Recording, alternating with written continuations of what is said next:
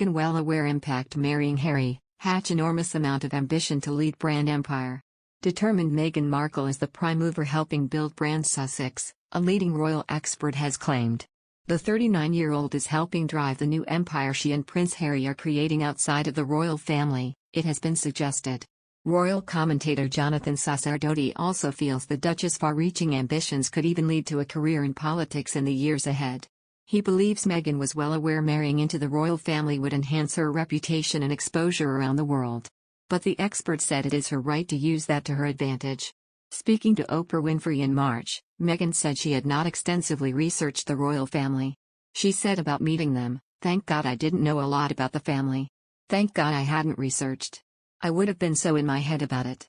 Meghan also recalled Harry telling her she would be meeting Queen Elizabeth II for the first time.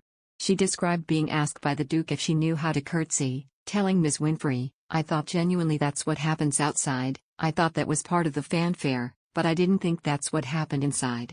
And I said, but it's your grandmother," and he goes, "It's the Queen." Speaking to Sky News, Mr. Sacerdote opined about Meghan, "She grew up with high ambitions and started to reach them as an actress, putting in the work, obviously not a terribly successful actress in terms of being well known internationally. She then married Prince Harry and then she has become probably one of the most known or recognizable names in the world just by marrying somebody. I think that shows an enormous amount of planning and ambition. I don't mean to be totally unromantic, maybe she did fall in love with Harry, maybe their relationship is also one of partnership and love in that respect.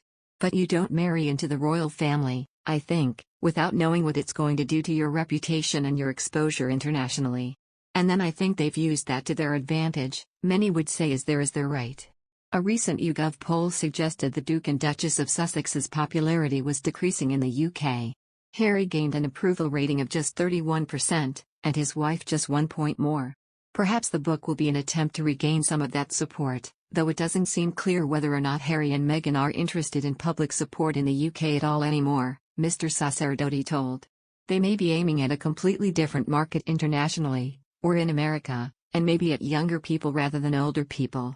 So maybe in leaving behind the royal family, they've chosen to market themselves towards a totally different demographic and therefore, they maybe don't mind that slide in popularity here. Another royal expert has claimed tension between Kate Middleton and Meghan began to show early on in their relationship.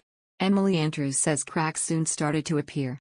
She made the comments on an upcoming program to mark Meghan's 40th birthday. Emily said on Channel 5's Meghan at 40, "Here were two women, both outsiders, marrying into the royal family, living on the same complex at Kensington Palace, of course they'd be besties." And actually, that's what Meghan felt. She confided in a number of her friends that she hoped Kate would help her adjust to royal life, but the cracks started to show pretty early on. Behind the scenes, Meghan was feeling a bit rebuffed. "I'm not sure whether Kate ever realized." Harry and Meghan stepped back from royal duties in January 2021.